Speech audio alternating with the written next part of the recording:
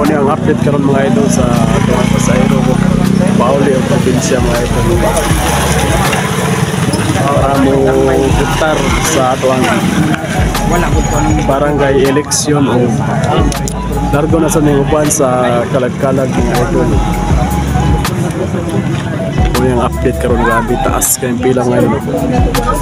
Nadin siya na imuta mga idol sa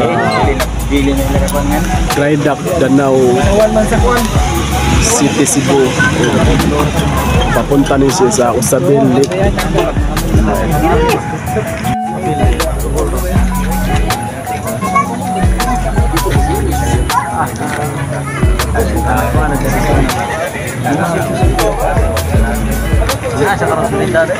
O yung pila mga idol, oh. Grabe yung pila dito mga idol, napakahaba po.